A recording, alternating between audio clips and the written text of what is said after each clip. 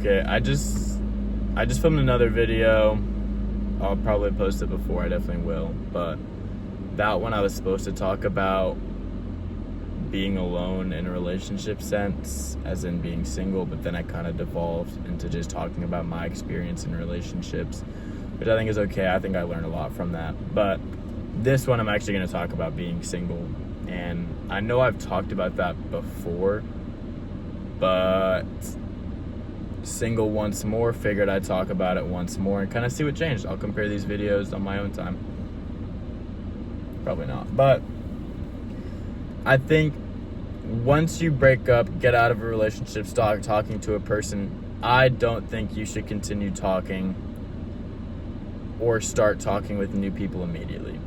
While that may seem like a good distraction from the loss you suffered, using loss really loosely here, whenever you are like not dating / not talking to someone, obviously you're talking with them because you like them and you felt some sort of emotional attachment or some sort of emotional connectivity with that person, and then you lose that, or you lose a part of it or anything like that, obviously there's going to be some sort of disconnect in your emotions. You're going to be upset regardless if you want to admit it or not. You will be upset, you will blah blah blah. Like, there's all these negative emotional side effects of stopping talking or stop like dating someone.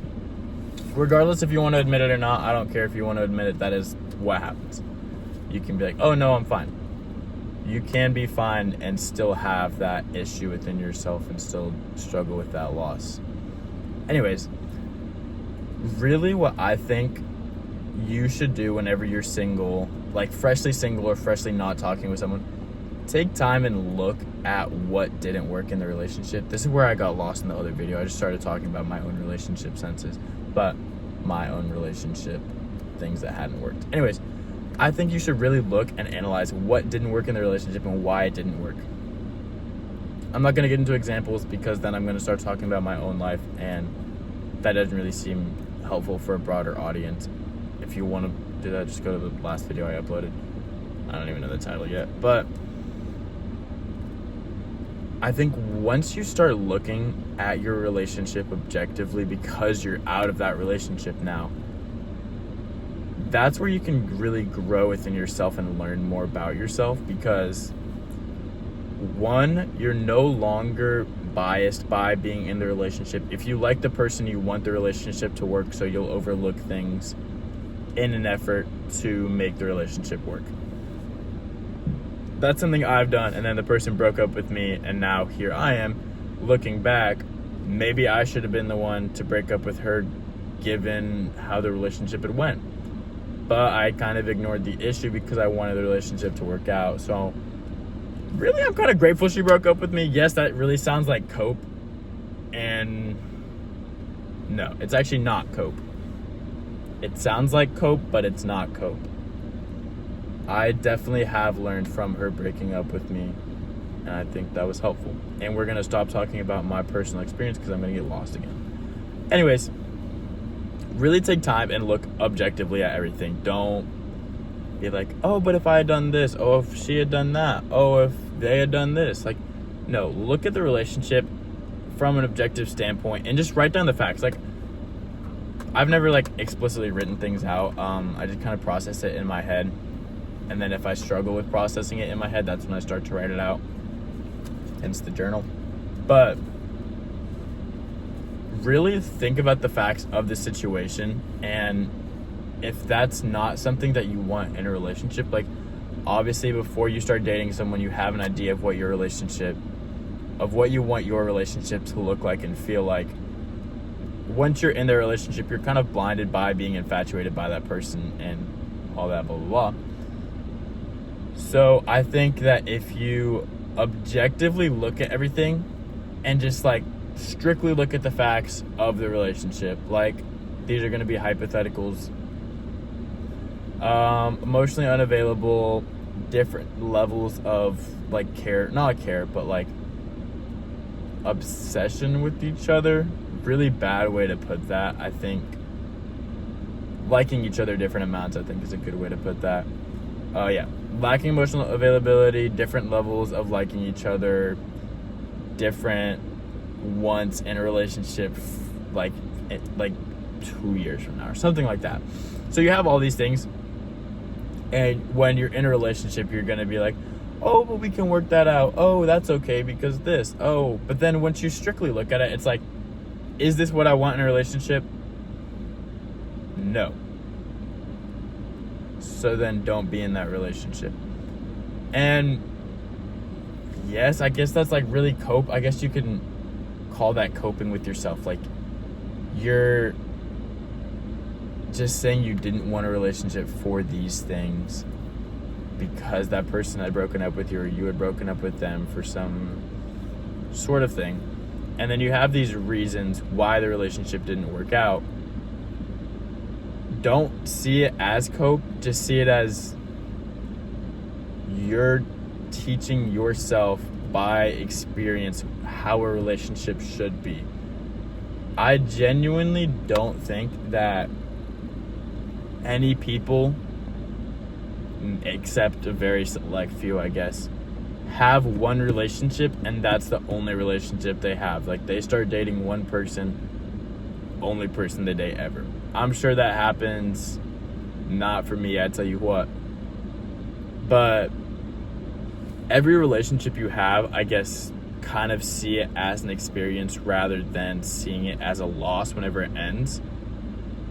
Like, let's say you take a test, you get like a 30 on it or some shit.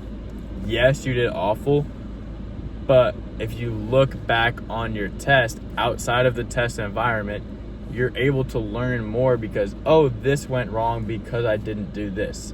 This went wrong because I read the problem wrong. And I guess, like, with the test, it can only be your fault rather than the other person. But use your thinking and broaden that to the other person as well as what they could have done better. But anyways, yeah. So, like, just think about a relationship as relationship, dating, whatever, as like a test to an extent. When you're in a testing situation, there are people who are bad test takers. So then, let's say you're a bad test taker and you're in a test situation, even though you know what's happening, you know it should happen, once you're actually in that situation, you're not going to be as, let's say, confident in your choices. I think that's why I'm not a bad test taker, so I don't really know. But if you're in a relationship and you know what you want in a relationship and there's things in that relationship that aren't working out, you're going to find a way to cope with yourself. So be like, oh, it's okay because this. Oh, it's okay because that. Or, oh, this will work out eventually because this other thing. Blah, blah, blah. You'll make all these excuses because you want the relationship to work. And after the relationship is over, then the relationship is over. And then you look back on it and you're like, why was I coping with myself if this is something I didn't want to begin with? And it's like looking back on your test. Why was I trying to reason this when I know this is correct? Like, I know I've done that on a test. Like, I know a certain answer choice is correct, but the other one's like, maybe it's this one. But you know for a fact, like, if you're thinking back on your notes, you're like, I know this is correct. Like, 2 + 2 is 4. Something stupid like that. I'm just going to use really easy examples.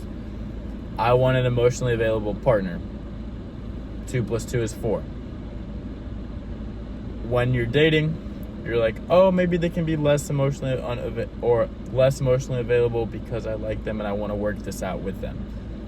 You're just kind of giving up part of yourself and you're just like not trusting your judgment before. And like, let's say on a test, 2 + 2 is 4 is one answer, 2 + 2 is 5 is another answer, some shit like that. Obviously, math is not really the best example of this, but you know that you want 2 + 2 to equal 4, but then you'll reason with yourself during a test just because you see this other option. Maybe it's this one because XYZ. But then once you're not in that testing room, not in that dating, not in that relationship, you're looking at it and you're like, why did I choose that as opposed to what I know I wanted, or as opposed to what I know was the correct answer? And I think that's kind of a thing in relationships people struggle with a lot, is being infatuated and coping to make the relationship work rather than having a conversation, having that ability to have the conversation, I guess, is another way. And they'll just cope with themselves. Oh, it's okay if this doesn't happen because this, or oh, this is okay. Oh, maybe this will work out. And it's the same in a test, like, oh, maybe it's this answer, maybe it's this, when you know there's a definite answer that's correct. And you'll just reason with yourself because you want it to work. And like in a test, I guess you're reasoning with yourself because you're unsure of yourself. And I think that can be the same said within a relationship. You're unsure of what you really want in a relationship when you're in that relationship because you want it to work. So then you force yourself to be unsure so that you can make the relationship work in your mind, so you can just mentally be okay with the relationship, even though if you're looking at it externally you're not okay with it. I don't know how much sense any of this makes, but to me it makes sense. That's all that matters. My YouTube channel. So yeah, I think all I really wanted to say with this is, whenever you're out of a relationship, freshly out, I think it's more applicable. If you're like freshly out of a relationship, don't just ignore that the relationship had happened and start talking to other people or attempting to talk to other people or anything like that. It doesn't go well. I know it doesn't go well. Really take time to yourself and kind of think about why the relationship didn't work. Be objective. You have no reason to want to make the relationship work anymore because it's over. Simple as that. Relationship's over. Why would you try to make something that's non-real work? Because once the relationship's over, it's not real. Obviously it was real, but now it isn't real, so you're just trying to make something that isn't real work, which doesn't really make sense. So why would you do that? Once you're out of a relationship, you're able to see things objectively because you're not in that quote-unquote test-taking situation, and really analyze it. Why didn't it work? What would you want to have better next time? And then next time you're in a relationship, don't just ignore that and cope with yourself again. Be, I guess, I don't know, strict with yourself seems like a weird way of putting it, but be strict with yourself in relationships with what you want, where your boundaries are, what you need out of your partner. Obviously, they do something that you don't like one time, don't break up with them, just have a conversation. I think a lot of relationship issues boil down to have a conversation. Realistically, I think any two random people can have a good relationship if they're able to have a conversation about what they want. And yeah, that's not really true. I guess a lot of people have different interests, but yeah, really try to view your relationship objectively from an external perspective. Learn what didn't work and why. And yeah, I think that's really all I wanted to say here. Once you're able to figure out your own relationships with other people, you're better equipped to have relationships with more people in the future, more and new people, I should say.